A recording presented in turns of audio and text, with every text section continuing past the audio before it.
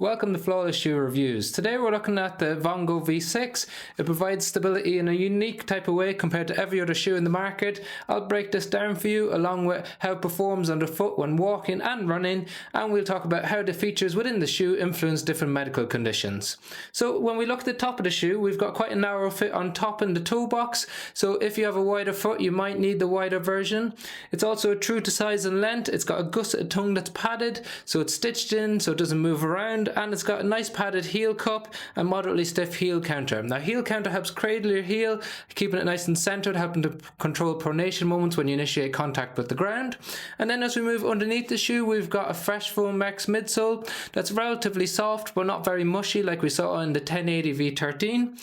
It's got two different types of cushioning underneath. So we've got this green foam, which is a denser, firmer foam, and then it's split with a EVA plate, and then we've got a softer foam on top.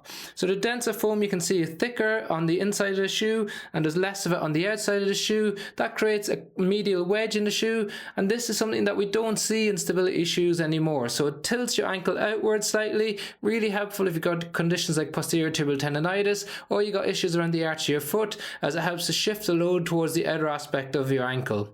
It's not as pronounced as what we see in the 860 V14, so it's more subtle, and we've got some other stability features like some sole flare in the forefoot where it's wider than where your foot sits in the shoe, helping to keep your foot centered in the shoe, and you can see it's broad throughout the outer sole, again increasing that contact with the ground. So some excellent stability features here. In terms of performance, it's a little bit soft underfoot, so not as responsive as what we see in other stability shoes like the Hoka Arahi 7.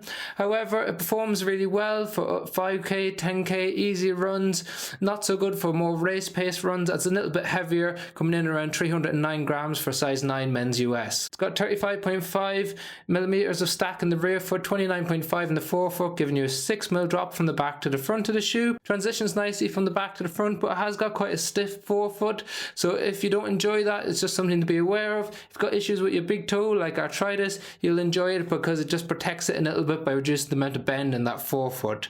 So overall, it's an excellent lifestyle shoe, so great for walking and standing in all day, great for those easy runs or longer runs, but just a little bit too heavy for those faster workouts. If you got any questions on the shoe, leave them in the comment section below. If you want to check out the latest prices, you can find it in the description.